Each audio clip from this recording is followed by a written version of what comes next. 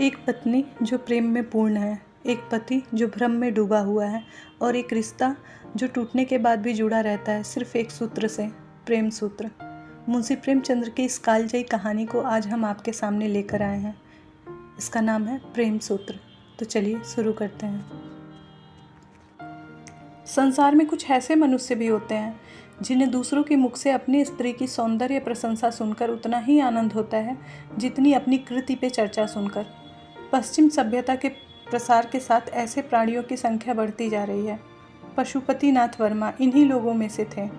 जब लोग उनकी परम सुंदरी स्त्री की तारीफ करते हुए कहते, ओहो कितनी अनुपम रूप राशि है, कितनी अलौकिक सौंदर्य है, तब वर्मा जी मारे खुशी के गर्व से फूले उठते थे। संध्या का समय था, मोटर तैयार खड़ी थी। वर्मा जी सैर करने जा रहे थे, किंतु प्रभा जाने को उत्सुक नहीं मालूम होती थी। वह एक कुर्सी पर बैठकर कोई उपन्यास पढ़ रही थी। वर्मा जी ने कहा, तुम तो अभी तक बैठी पढ़ रही हो, मेरा तो इस समय जाने का जी नहीं चाहता। नहीं प्रिय, इस समय तुम्हारा न चलना सितम हो जाएगा।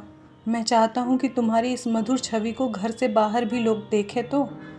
जी नहीं, मुझे यह लालसा नहीं है। मेरे रूप की शोभा केवल तुम्हारे लिए है और तुम्ही को दिखाना चाहती हूँ।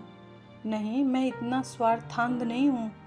जब तुम सैर करने निकलो, मैं लोगों से यह सुनना चाहता हूँ कि कितनी मनोहर छवि है, पशुपति कितना भाग्यशाली पुरुष है। तुम चाहो, मैं नहीं चाहती, तो इसी बात पे आज मैं नहीं जाऊँगी। तुम भी मत जाओ, हम दोनों अपने बाग में टहलेंगे। तुम हौज के किनारे हरी घास पे लेट जाना, मैं तुम्हें वीणा बजाकर सुनाऊंगी, तुम्हारे लिए फूलों का हार बनाऊंगी, चांदनी में तुम्हारे साथ आँख मिचौनी खेलूंगी। नहीं नहीं प्रभा, आज हमें अवश्य चलना पड़ेगा। तुम कृष्णा से आज मिलने का वादा करके आई हो। वह बैठी हमारा रास्ता देख रही होगी। हमारे न जाने से उसे कितना दुख होगा। हाय, वही कृष्णा, बार बार वही कृष्णा। पति के मुंह से नित्य यह नाम चिंगारी की भांति उड़कर प्रभा को जलाकर भस्म कर देना चाहती थी। प्रभा को अब मालूम हुआ कि आज ये बाहर जाने के लिए इतने उत्सुक क्यों हैं। इसलिए आज इन्होंने मुझे केसों को संवारने के लिए इतना आग्रह किया। वह सारी तैयारी उसी कुटला कृष्णा के लिए की जा रही थी। उसने दृढ़ स्वर में कहा, तुम्हें जाना हो तो जाओ, मैं नहीं जाऊंगी। वर्मा जी ने कहा, अच्छी बात है, मैं ही चला जाऊंगा। पशुपति के जाने के बाद प्रभा को ऐसा जान पड़ रहा था कि वाटिका उसे खाने को दौड़ रही है। ईर्ष्या की ज्वाला से उसका कोमल हृदय भस्म होने लगा। वे वहाँ कृष्णा के साथ बैठे विहार कर रहे होंगे, उसी नागिन से, केस वाली कृष्णा के साथ, जिसकी आंखों में घातक विष भरा हुआ है। मर्दों की बुद्धि क्यों इतनी स्थूल होती है? उन्हें कृष्णा की चटक मटक क्यों इतना मोहित कर लेती है? उसके मुख से मेरे पैर के तलवे कहीं सुंदर हैं। हाँ, मैं एक बच्चे की माँ हूँ, वह नव यौवना है। जरा देखना चाहिए कि उसमें क्या बातें हो रही हैं। यह सोचकर वह अपने सास के पास आकर बोली, अम्मा, इस समय अकेले जी घबराता है, चलिए कहीं घूम आवें। सास बहू पर प्राण देती थी, चलते ही राजी हो गई। गाड़ी तैयार करा और दोनों घूमने चल पड़ी। प्रभा का श्रृंगार देख के भ्रम हो रहा था कि वह बहुत प्रसन्न है, किंतु उसके अंतरस्थल में एक भीषण ज्वाला धधक रही थी। उसे छिपाने के लिए वह मीठे स्वर में एक गीत गाती जा रही थी। गाड़ी एक सुरम्यम उपवन में जा खड़ी हुई। सड़कों के किनारे एक विशाल वृक्षों का सुखद छाया था। गाड़ी के कीमती घोड़े गर्व से पूंछ और सिर उठाए टप टप करे जा रहे थे। आहा, सामने कृष्णा का बंगला आ गया। उसके चारों ओर गुलाब की बेल लगी हुई थी। उसके फूल उस समय निर्दय कांटों की भांति प्रभा के हृदय में चुभने लगे। उसने उड़ती हुई निगाह से बंगले की ओर ताका। पशुपति का पता न था। हाँ, कृष्णा और उसकी बहन माया बागीचे में विचर रही थी। गाड़ी बंगले के सामने से निकली ही थी कि दोनों बहनों ने प्रभा को पुकारा और एक क्षण में दोनों बालिकाएं हिरनियों की भांति उछलती कूदती फाटक की ओर दौड़ी। गाड़ी रुक गई। कृष्णा ने हंसकर सास से कहा, अम्मा जी, आज आप प्रभा को 1 आध घंटे के लिए हमारे पास छोड़ जाइए। आप इधर से लौटते समय इसे लेते जाइएगा। यह कहकर दोनों प्रभा को गाड़ी से बाहर खींच लीं। सास कैसे इनकार करती। जब गाड़ी चली गई तब दोनों बहनों ने प्रभा को बागीचे में एक बेंच पर बिठाया। प्रभा को इन दोनों के साथ बातें करती हुई झिझक हो रही थी। वह उनसे हंसकर बोलना चाहती थी, अपनी किसी बात से मन का भाव प्रकट नहीं करना चाहती थी, किंतु हृदय उनके ओर खींचा जा रहा था। कृष्णा ने प्रभा की साड़ी पर एक तीव्र दृष्टि डालकर कहा, बहन, क्या यह साड़ी अभी ली है? इसकी गुलाबी रंग तो तुम पे नहीं खिलता। और कोई रंग क्यों नहीं ले लिया? प्रभा, ये उनकी पसंद है, मैं क्या करती। दोनों बहनें ठट्ठा मार के हंस पड़ी। फिर माया ने कहा, उन महाशय की रुचि का क्या कहना, सारी दुनिया से निराली है। सिर पर इससे भी अधिक लाल पगड़ी थी। सहसा पशुपति भी सैर से निकलता हुआ सामने से ही निकला। प्रभा को दोनों बहनों के साथ देखकर उसके जी में आया कि मोटर रोक ले। वह अकेले इन दोनों से मिलवाना शिष्टाचार के विरुद्ध समझता था, इसलिए वह प्रभा को अपने साथ लाना चाहता था। जाते समय वो बहुत साहस करने पर भी मोटर से न उतर सका। प्रभा को वहाँ देखकर इस सुआवर का लाभ उठाने की उसे बड़ी इच्छा हुई, लेकिन दोनों बहनों की हास्य ध्वनि सुनकर वह संकोचवश न उतरा। थोड़ी देर तक तीनों रमणियाँ चुपचाप बैठी रहीं। तब कृष्णा बोली, पशुपति बाबू यहाँ आना चाहते हैं पर शर्म के मारे नहीं आए। मेरा विचार है कि संबंधियों को आपस में इतना संकोच नहीं करना चाहिए। समाज का यह नियम कम से कम मुझे तो बुरा मालूम होता है। तुम्हारा क्या विचार है प्रभा? प्रभा ने व्यंग भाव से कहा, यह समाज का अन्याय है। प्रभा इस समय भूमि की ओर ताक रही थी, पर उसकी आंखों से ऐसा तिरस्कार निकल रहा था जिसने दोनों बहनों के परिहास को लज्जा सूचक मौन में परिणित कर दिया। उसकी आंखों से एक चिंगारी सी निकली जिसने दोनों युवतियों के आमोद प्रमोद और उसकी कुवृत्ति को जला डाला, जो प्रभा के पतिपरायण हृदय के बाड़ों से वेध रही थी। उस हृदय को जिसमें पति के सिवा किसी और के लिए जगह न थी। माया ने जब देखा कि प्रभा इस वक्त क्रोध से भर बैठी है, तब बेंच से उठकर खड़ी हुई और बोली, आओ बहन, जरा टहलें। यहाँ बैठे रहने से टहलना ही अच्छा है। प्रभा ज्यों की त्यों बैठी रही, पर वे दोनों बहनें बाग में टहलने लगी। उस वक्त प्रभा का ध्यान उन दोनों के वस्त्रभूषण की ओर गया। माया बंगाल की गुलाबी रेशमी एक महीन साड़ी पहने हुए थी, जिसमें ना जाने कितने चुन्नटें पड़ी हुई थीं। उसके हाथ में एक रेशमी छतरी थी, जिसे उसने सूर्य की अंतिम किरणों से बचने के लिए खोल लिया। कृष्णा के वस्त्र भी वैसे ही थे।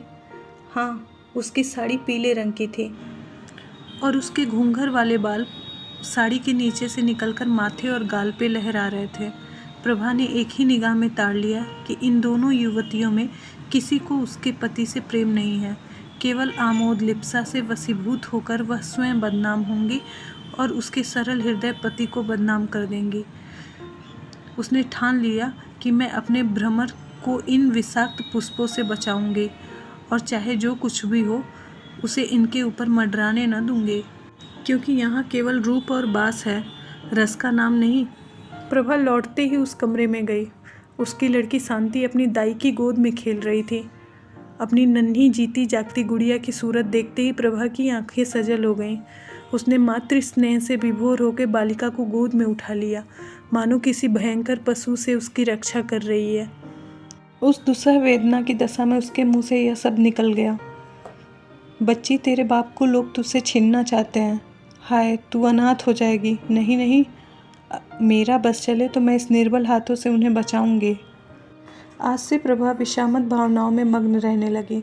आने वाले विपत्तियों की कल्पना करके कभी कभी भयातुर होकर चिल्ला पड़ती।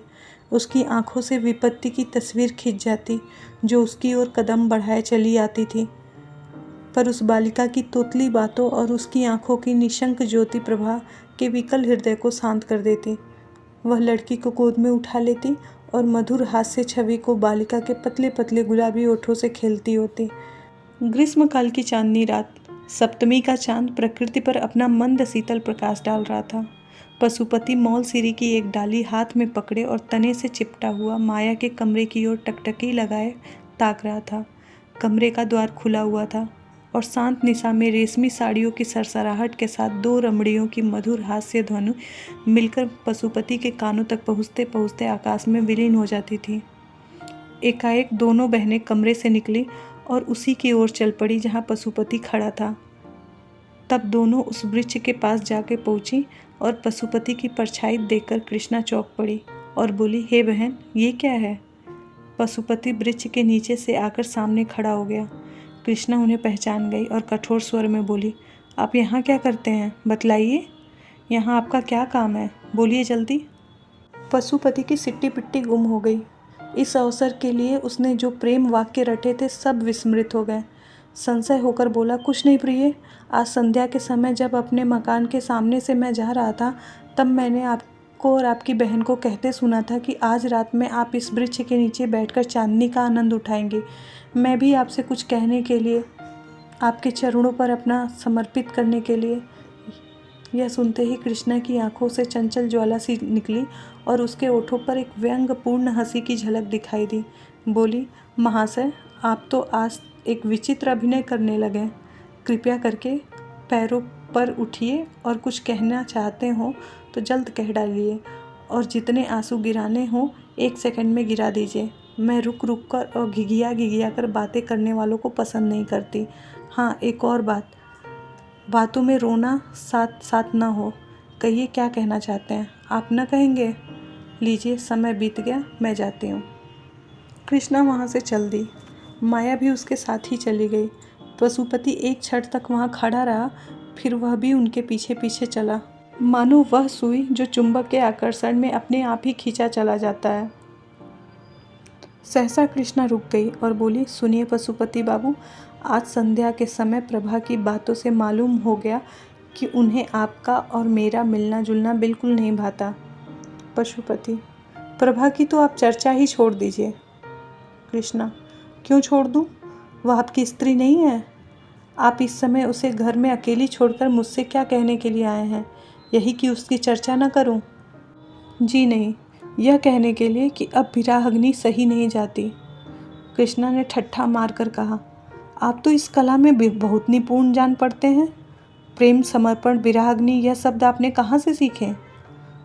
पशुपति, कृष्णा, मुझे तुमसे इतना प्रेम है कि मैं पागल हो गया हूँ। कृष्णा, तुम्हें प्रभा से क्यों प्रेम नहीं है? पशुपति, मैं तुम्हारा उपासक हूँ। कृष्णा, लेकिन यह क्यों भूल जाते हो कि तुम प्रभा के स्वामी हो? पशुपति, तुम्हारा तो दास हूँ। कृष्णा, मैं ऐसी बातें नहीं सुनना चाहती। तुम्हें मेरी एक एक बात सुननी पड़ेगी। तुम जो चाहे मैं वो करने को तैयार हूँ। कृष्णा, अगर ये बातें कहीं वह सुन ले तो? पशुपति, सुन ले तो सुन ले, मैं हर बात के लिए तैयार हूँ। मैं फिर कहता हूँ कि अगर तुम्हारी मुझ पर कृपा दृष्टि ना हुई तो मैं मर जाऊँगा। कृष्णा, तुम्हें यह बात करने में अपनी पत्नी का ध्यान नहीं आता? पशुपति, मैं उसका पति नहीं होना चाहता। मैं तुम्हारा दास होने के लिए बनाया गया हूँ। वह सुगंध जो इस समय तुम्हारी गुलाबी साड़ी से निकल रही है मेरी जान है। तुम्हारे लिए छोटे छोटे पाँव मेरे प्राण हैं। तुम्हारी हंसी, तुम्हारी छवि, तुम्हारा एक एक अंग मेरे प्राण है। मैं केवल तुम्हारे लिए पैदा हुआ हूँ। कृष्णा, भाई अब तो सुनते सुनते कान भर गए। यह व्याख्यान, यह गद्य काव्य सुनने के लिए मेरे पास समय नहीं है। आओ माया, मुझे तो सर्दी लग रही है, चलकर अंदर बैठें। यह निष्ठुर शब्द सुनकर पशुपति की आंखों के सामने अंधेरा सा छा गया, मगर अब भी उसका मन यही चाहता था कि कृष्णा के पैरों में गिर पड़े और उससे करुण शब्दों में अपनी प्रेम की कथा सुनाए। किंतु दोनों बहनें इतनी देर में अपने कमरे में पहुंच चुकी थीं और द्वार बंद कर लिया था। पशुपति के लिए निराश घर लौटने के सिवा कोई चारा न था। कृष्णा अपने कमरे में जाके थकी हुई सी एक कुर्सी पर बैठ गई और सोचने लगी, कहीं प्रभा सुन ले तो बात का बतंगड़ हो जाए। सारे शहर में इसकी चर्चा होने लगे और हमें कहीं मुंह दिखाने का जगह ना हो। और यह सब जरा सी दिल लगी के कारण पशुपति का सच्चा प्रेम है, इसमें संदेह नहीं। वह जो कुछ कहता है अंतकरण से कहता है। अगर इस वक्त जरा सा संकेत दे दूँ तो वह प्रभा को भी छोड़ देगा। अपने आपे में नहीं है, जो कुछ कहूँ वह करने को तैयार है। लेकिन नहीं प्रभा, डरो मत, मैं तुम्हारा सर्वनाश नहीं होने दूंगी। तुम मुझसे बहुत नीचे हो। यह मेरे अनुपम सौंदर्य के लिए गौरव की बात नहीं कि तुम जैसी रूप विहीना से बाजी मार ले जाऊं। अभागे पशुपति, तुम्हारे भाग्य में जो कुछ लिखा था वह हो चुका। तुम्हारे ऊपर मुझे दया आती है, पर क्या किया जाए। एक खत पहले ही हाथ पड़ चुका था। यह दूसरा पत्र था जो प्रभा को पतिदेव की कोट की जेब से मिला। कैसा पत्र था? इसे पढ़ते ही प्रभा की देह में ज्वाला सी उठने लगी। या यूं कहिए कि ये अब कृष्णा के हो चुके, इसमें कोई संदेह नहीं रहा। अब मेरे जीने का धिक्कार है। जब जीवन में कोई सुख नहीं रहता तो क्यों इस बोझ को उतार न फेंक दूं। वही पशुपति जिसे कविता के लेस मात्र भी रुचि न थी, अब कवि हो गया है और अब कृष्णा को छंदों में पत्र लिखता है। प्रभा ने अपने स्वामी को उधर से हटाने के लिए वह सब कुछ किया जो उससे हो सकता था, पर प्रेम का प्रवाह उससे रोके न रुका और आज उस प्रवाह तके उस जीवन की नौका निराधार वही चली जा रही है। इसमें संदेह नहीं कि प्रभा को अपने पति से सच्चा प्रेम था, लेकिन आत्मसमर्पण की तुष्टि आत्मसमर्पण से ही होती है। वह उपेक्षा और निष्ठुरता को सहन नहीं कर सकता। प्रभा के मन में विद्रोह का भाव जागृत होने लगा। उसका आत्माभिमान जाता रहा। उसके मन में न जाने कितने भीषण संकल्प होते, किंतु अपनी असमर्थता और दीनता पर आप ही रोने लगती। उसका सर्वस्व उससे छीन लिया गया था और अब संसार में उसका कोई मित्र नहीं, कोई साथी नहीं। पशुपति आजकल नित्य बनाव संवार में मग्न रहता है, नित्य नए नए सूट बदलता है। उसे आईने के सामने अपने बालों को संवारते देख प्रभा की आंखों से आंसू बहने लगते हैं। सारी तैयारी उस दुष्ट के लिए हो रही है, यह चिंता जहरीले सांप की भांति उसे डस लेती थी। वह अब अपने पति की प्रत्येक बात, प्रत्येक गति को सूक्ष्म दृष्टि से देखती। कितनी ही बातें जिन पर वह पहले ध्यान भी न देती थी, अब रहस्य से भरी हुई जान पड़ती हैं। वह रात को न सोती, कभी पशुपति की जेब टटोलती, कभी उसकी मेज पर रखे हुए पत्रों को पढ़ती। इसी टोह में रात दिन पड़ी रहती। वह सोचने लगी, मैं क्या प्रेम वंचिता बनी बैठी रहूं? क्या मैं प्राणेश्वरी नहीं बन सकती? क्या इसे परिपक्वता बनकर काटना होगा? निर्दयी, तूने मुझे धोखा दिया, मुझसे आंखें फेर ली। पर सबसे बड़ा अनर्थ यह किया कि मुझे जीवन का कलुषित मार्ग दिखा दिया। मैं भी विश्वासघात करके तुझे धोखा देकर क्या कलुषित प्रेम का आनंद उठा सकती? असुरधारा से सींचकर ही सही, पर क्या अपने लिए कोई बाटिका नहीं लगा सकती? वह सामने के मकान में घुंघराले बालों वाला युवक रहता है, जब मौका पाता है मेरी ओर सचेष्ट नेत्रों से देखता है। क्या केवल एक प्रेम कटाक्ष से मैं उसके हृदय पर अधिकार नहीं प्राप्त कर सकती? अगर मैं इस भांति निष्ठुरता का बदला लूं तो क्या यह अनुचित होगा? आखिर मैंने अपने जीवन अपने पति को किस लिए सौंपा था? इसलिए कि सुख से जीवन व्यतीत करूं, चाहूं कि चाही जाऊं और इस प्रेम का साम्राज्य अधीश्वरी बनी रहूं। मगर मेरी सारी अभिलाषाएं धूल में मिल गईं। अब मेरे लिए क्या रह गया है? आज यदि मैं मर जाऊं तो कौन रोएगा? नहीं, घी के चिराग जलाएंगे। कृष्णा हंसकर कहेगी, अब बस हम हैं और तुम, हमारे बीच कोई बाधा नहीं, कोई कंटक नहीं। आखिर प्रज्ञा इन कलुषित भावनाओं के प्रवाह में बह चली। उसके हृदय में निद्रा और आसविहीन रातों को बड़े प्रबल वेग से तूफान उठने लगा। प्रेम तो अब वह किसी अन्य पुरुष के साथ कर सकती थी। यह व्यापार तो जीवन में केवल एक ही बार होता है, लेकिन वह प्राणेश्वरी अवश्य बन सकती थी और उसके लिए एक मधुर मुस्कान, एक बाकी निगाह काफ़ी थी।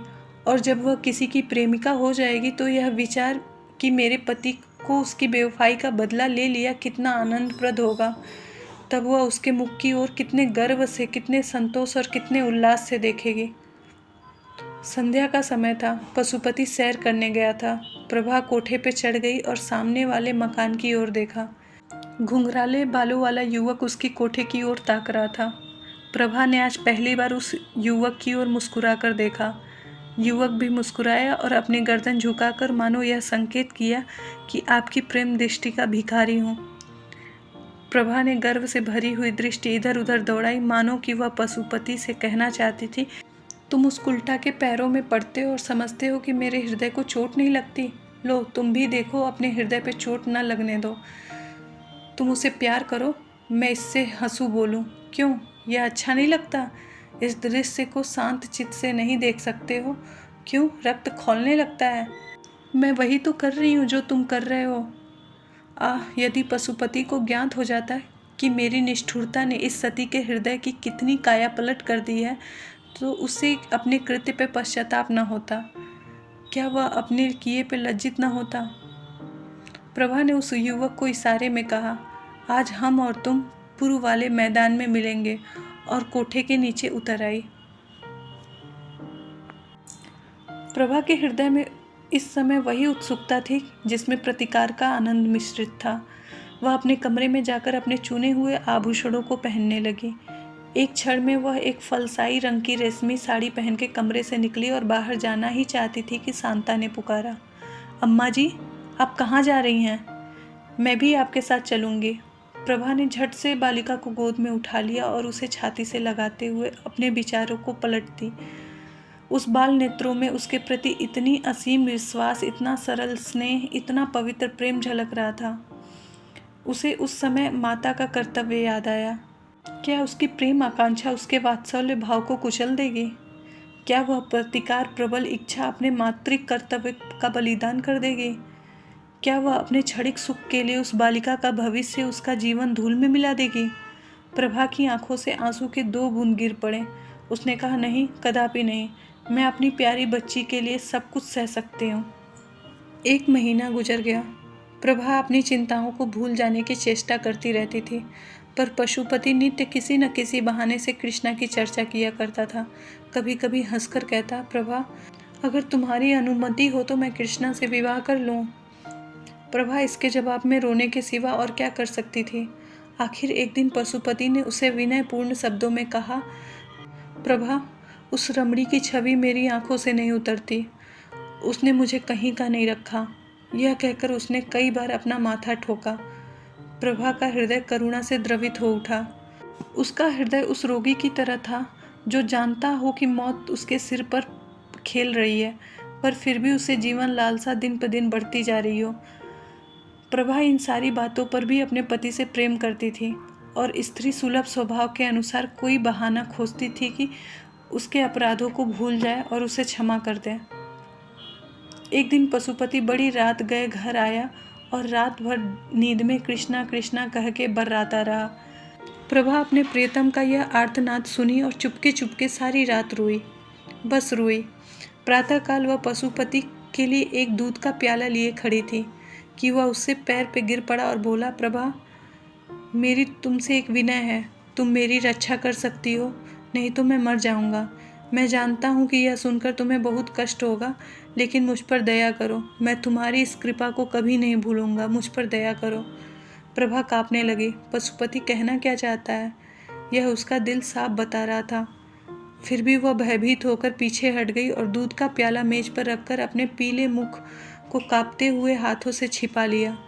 पशुपति ने फिर भी सब कुछ कह डाला। लालास अग्नि अब अंदर नहीं रह सकती थी। उसकी ज्वाला बाहर निकल पड़ी।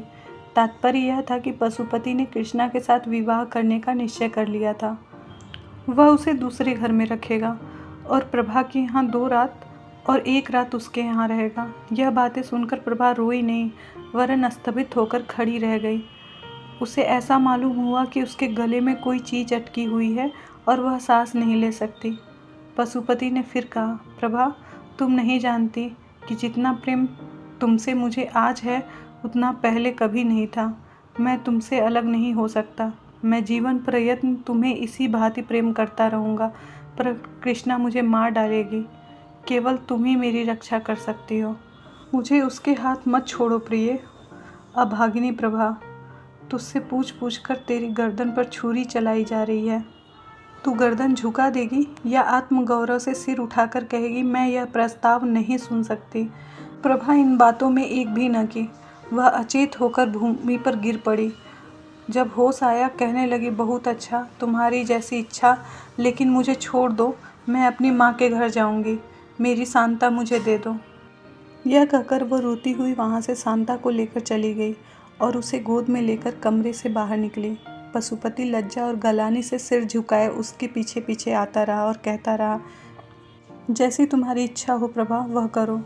और मैं क्या कहूँ, किंतु मेरी प्यारी प्रभा, वादा करो तुम मुझे क्षमा कर दोगी। किंतु प्रभा ने उससे कुछ जवाब न दिया और बराबर द्वार की ओर चलती रही। तब पशुपति ने आगे बढ़कर उसे पकड़ लिया और उसके मुरझाए हुए अश्रु सिंचित कपोलों को चूम चूम कर कहने लगा, प्रिय, मुझे भूल न जाना। तुम्हारी याद मेरे हृदय में सदैव बनी रहेगी। अपनी अंगूठी मुझे देती जाओ। मैं उसे तुम्हारी निशानी समझ के रखूँगा और उसे हृदय से लगाकर इस देह को शीतल करूँगा। ईश्वर के लिए प्रभा, मुझे छोड़ना मत, मुझसे नाराज ना होना। 1 सप्ताह के लिए अपनी माता के पास जाकर रहो, फिर मैं तुम्हें आकर ले आऊँगा। प्रभा ने पशुपति के कर पास से अपने को छुड़ा लिया और अपनी लड़की को हाथ में पकड़े हुए गाड़ी की ओर चली। उसने पशुपति को कोई उत्तर नहीं दिया और न यह सुना कि क्या वह कर रहा है। अम्मा, आप क्यों हंस रही हैं? कुछ तो नहीं बेटी, वह पीले पीले पुराने कागज़ तुम्हारे हाथ में क्या हैं? ये उस ऋण के पुर्जे हैं जो वापस नहीं मिला। ये तो पुराने खत मालूम होते हैं। नहीं बेटी, बात यह थी कि प्रभा अपनी 14 वर्ष की युवती पुत्री के सामने सत्य का पर्दा नहीं खोलना चाहती थी। हाँ, वे कागज़ वास्तव में एक ऐसे कर्ज के पुर्जे थे जो वापस नहीं मिले। ये वही पुराने पत्र थे जो आज एक किताब में रखे हुए मिले थे और ऐसे फूल की पंखुड़ियों की भांति दिखाई देते थे जिनका रंग और गंध किताब में रखे रखे उड़ गए हों। तथापि वे सुख के दिनों को याद दिला रहे थे और इस कारण प्रभा की दृष्टि में वे बहुत बहुमूल्य थे। शांता समझ गई कि अम्मा ऐसा कोई काम कर रही हैं जिसकी खबर मुझे नहीं करना चाहती, और इस बात से प्रसन्न होकर कि मेरी दुखी माता आज अपना शोक भूल गई हैं और जितनी देर तक वह इस आनंद में मग्न रहे उतना ही अच्छा है। एक बहाने से बाहर चली गई। प्रभा जब कमरे में अकेली रह गई तब उसने पत्रों को फिर पढ़ना शुरू किया। इन 14 वर्षों में क्या कुछ नहीं हो गया। उस समय विहरिणी के हृदय में कितनी ही पूर्व स्मृतियाँ जागृत हो गईं, जिन्होंने हर्ष और शोक के स्रोत को एक साथ खोल दिया। प्रभा के चले जाने के बाद पशुपति ने बहुत चाहा कि कृष्णा से उसका विवाह हो जाए, पर वह राजी न हुई। इसी नैराश्य और क्रोध की दशा में पशुपति एक कंपनी का एजेंट होकर यूरोप चला गया। तब फिर उसे प्रभा की याद आई। कुछ दिनों तक उसके पास क्षमा प्रार्थना पूर्ण आते रहे, जिसमें वह बहुत जल्दी घर आकर प्रभा से मिलने का वादा करता रहा और प्रेम के इस नए प्रवाह में पुरानी कटुताओं को जलमग्न कर देने का आशामय स्वप्न देखता रहा। पति परायणा प्रभा के संतृप्त हृदय में फिर आशा की हरियाली लहराने लगी। मुरझाई हुई आशा लताएं फिर पल्लवित होने लगीं, किंतु यह भी एक भाग्य की क्रीड़ा ही थी। थोड़े ही दिनों में रसिक पशुपति एक नए प्रेम जाल में फंस गए और तब से उनके पत्र आने बंद हो गए। इस वक्त प्रभा के हाथ में वही पत्र थे जो उनके पति ने यूरोप से उस समय भेजे थे जब नैराश्य का घाव हरा था। कितनी ही चिकनी चुपड़ी बातें थीं, कैसे कैसे दिल खुश करने वाले वादे थे। इसके बाद वही मालूम होता है कि पशुपति एक अंग्रेज लड़की से विवाह कर लिए। प्रभा पर वज्र सा गिर पड़ा, उसके हृदय के टुकड़े हो गए, सारी आशाओं पे पानी फिर गया। उसका निर्बल शरीर इस आघात को सहन न कर सका। उसे ज्वर आने लगा और किसी को उसके जीवन की आशा न थी। वह स्वयं मृत्यु की अभिलाषिणी थी और मालूम भी होता था कि मौत किसी सर्प की भांति उसकी देह से लिपट गई है, लेकिन बुलाने से मौत थोड़ी आती। ज्वर शांत हो गया और प्रभा फिर वही आशाविहीन जीवन व्यतीत करने लगी। एक दिन प्रभा ने सुना कि पशुपति यूरोप से लौट आया है और वह यूरोप स्त्री उसके साथ नहीं है, बल्कि उसके लौटने का कारण वही स्त्री हुई है। वह औरत 12 साल तक उसकी सहयोगिनी रही, पर एक दिन एक अंग्रेज युवक के साथ भाग गई। इस भीषण और अत्यंत कठोर आघात ने पशुपति की कमर तोड़ दी। वह नौकरी छोड़कर घर चला आया। अब उसकी सूरत इतनी बदल गई है कि उसके मित्र लोग उसे बाजार में मिलते तो उसे पहचान नहीं सकते। मालूम होता था कोई बूढ़ा कमर झुकाए चला जाता है, उसके बाल तक सफ़ेद हो गए हैं। घर आकर पशुपति ने एक दिन शांता को बुला भेजा। इस तरह शांता उसके घर आने जाने लगी। अब वह पिता की दशा देखकर मन ही मन कुढ़ती थी। इसी बीच शांता के विवाह का संदेश आने लगा, लेकिन प्रभा को अपने वैवाहिक जीवन में जो अनुभव हुआ था वह इन संदेशों को लौटाने पर मजबूर करता था। वह सोचती, कहीं इस लड़की की भी वही गति ना हो जो मेरी हुई। उसे ऐसा मालूम होता था कि यदि शांता का विवाह हो गया तो वह अंतिम अवस्था में भी मुझे चैन न मिलेगा और मरने के बाद मैं भी पुत्र की शोक को लेकर मरूंगी। लेकिन अंत में एक अच्छे घराने का संदेश आया। प्रभा उसे नहीं कर सकी। घर बहुत संपन्न था, वर भी बहुत सुयोग्य था। प्रभा को स्वीकार करना ही पड़ा, लेकिन पिता की अनुमति भी आवश्यक थी। प्रभा ने इस विषय में एक पशुपति को एक पत्र लिखा और शांता के हाथ भेज दिया। जब शांता पत्र लेकर चली गई तब प्रभा भोजन बनाने चली गई। भांति भांति की अमंगल कल्पनाएं उसके मन में आने लगीं और चूल्हे से निकलते हुए धुएं में उसे एक चित्र सा दिखाई दिया कि शांता के पतले पतले ओठ सूखे हुए हैं और वह काँप रही है। और जिस तरह प्रभा पति गृह से आकर माता की गोद में गिर पड़ी थी, उसी तरह शांता भी आकर माता की गोद में गिर पड़ी है। पशुपति ने प्रभा का पत्र पढ़ा तो उसे एक चुप सी लग गई। उसने अपना सिगरेट जलाया और जोर जोर से कस खींचने लगा। फिर वह उठ खड़ा हुआ और कमरे में टहलने लगा। कभी मूंछों को दांतों से काटता, खिचड़ी दाढ़ी के नीचे की ओर खींचता। सहसा वो शांता के पास आकर खड़ा हो गया और कांपते हुए स्वर में बोला, बेटी, जिस घर में तेरी माँ स्वीकार करती हो उसमें मैं नहीं कर सकता। उन्होंने बहुत सोच समझकर हामी भरी होगी। ईश्वर करे तुम सदा सौभाग्यवती रहो। मुझे दुख है तो इतना ही है कि तू जब अपने घर चली जाएगी तब तेरी माता अकेली रह जाएंगी। कोई उनके आंसू पोंछने वाला न रहेगा। कोई ऐसा उपाय सोच कि तेरी माता का क्लेश दूर हो जाए और मैं इस तरह मारा मारा ना फिरूं। ऐसा उपाय तू ही निकाल सकती है। संभव है लज्जा और संकोच के कारण मैं अपने हृदय की बात तुझसे कभी नहीं कह सकता, लेकिन अब तू जा रही है और मुझे संकोच त्याग करने के सिवा कोई उपाय नहीं है। तेरी माँ तुझे प्यार करती है, तेरा अनुरोध कभी नहीं टालेगी। मेरी दशा तू अपनी आंखों से देख रही है और यही उससे कह देना। जा, तेरा सौभाग्य अमर रहे। शांता रोती हुई अपने पिता की छाती से लिपट गई और यह समय से पहले बूढ़ा हो जाने वाला मनुष्य अपनी दुर्वासनाओं का दंड भोगने के बाद पश्चाताप और गलानी के आंसू बहा बहाकर शांता के केश राशि को भिगोने लगा। पति पारायणा प्रभा क्या शांता का अनुरोध टाल सकती थी? इस प्रेम सूत्र ने दोनों के भाग्य हृदय को सदैव के लिए मिला दिया। कहानी यही खत्म होती है और यही है प्रेम सूत्र जो अलग होके भी नहीं टूटता। मिलते हैं आपसे अगली कहानी में, तब तक के लिए नमस्कार।